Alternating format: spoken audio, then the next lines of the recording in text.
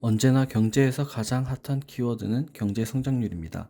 이 경제 성장률을 제대로 이해하려면 반드시 필요한 경제 프레임이 있습니다. 그게 바로 오늘의 주제인 GDP와 경제 성장률입니다. GDP의 구조는 우선 핵심만 말하자면 C, I, G, Net, X의 합입니다. 이 부분이 좀 복잡해 보이지만 중요하기 때문에 천천히 설명해 보겠습니다. 우리가 경제, GDP 이런 용어들을 항상 들으면서 살아갑니다. 그러면 경제와 GDP가 대체 무엇일까요? 한 문장으로 요약하자면 경제란 모든 경제 주체들이 만들어내는 생산물의 합이라고 볼 수 있습니다. 수요에 따라서 생산이 정해진다고 보통 하는데요. 생산은 왜 하는 걸까요? 수요가 있기 때문에, 즉 필요하니까 생산하는 것입니다. 그래서 또 다른 말로는 총수요의 합이 경제다 라고도 말을 합니다. 그렇다면 다음으로 경제의 주체는 크게 세 개의 주체로 이루어진다고 볼 수 있습니다. 가계, 기업, 정부가 바로 그것입니다. 각 주체들은 서로 필요한 것들을 제공해주는 상호 보완적인 관계입니다. 그런데 이 경제 주체들은 각자의 목표가 있습니다. 가계의 경우에는 행복을 추구하는 것이고, 기업은 이윤을 극대화하는 것이고, 정부는 공정 분배를 추구하는 것입니다. 그런데 가계는 행복하려면 경제학적으로 무엇을 해야 할까요? 바로 소비입니다. 소비를 할 때 행복하다는 것이고, 그것이 가계의 목표입니다. 그래서 소비는 consumption, 즉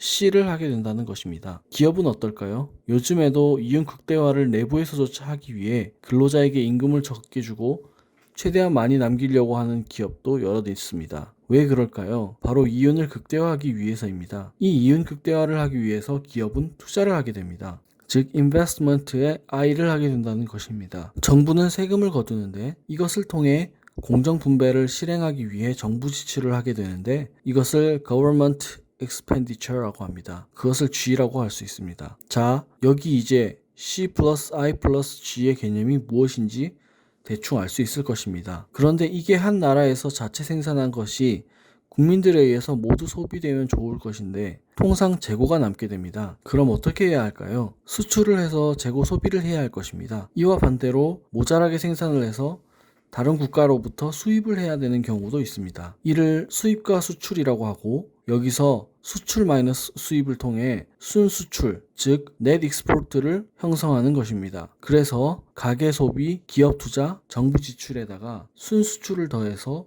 GDP라고 합니다. 이를 국내 총생산 또는 총수요 혹은 간단하게는 이것이 경제다라고 해도 큰 무리는 없을 것입니다. 자, 이제 GDP가 예를 들어 작년에 1000조고 이번 연도에는 1100조였다면 그럼 1년 동안 얼마만큼 성장을 한 건가요? 10%를 성장한 것입니다. 이렇게 기간 대비 GDP의 변화율이 아까 우리가 이야기했던 경제 성장률인 것입니다. 즉 생산 규모가 커지면 커질수록 경제 성장률이 올라간다는 개념입니다. 그런데 이 경제 성장률을 두 개로 나누어 볼 수 있습니다. 하나는 명목 경제 성장률이고 또 하나는 실질 경제 성장률입니다. 이 개념을 쉽게 이해하려면 이 공식만 기억하면 됩니다. 명목 경제 성장률은 실질 경제 성장률 플러스 물가 상승률이다. 즉 물가 상승까지 포함한 것이 명목 경제 성장률이다. 이것을 왜 구분하냐고 한다면 예를 들어서 한번 설명해 보겠습니다. 국밥이 2000년도에는 1000원이었고 총 생산량이 100개였다고 가정해 봅시다. 그럼 경제 규모는 얼마일까요? 1000 곱하기 100은 10만,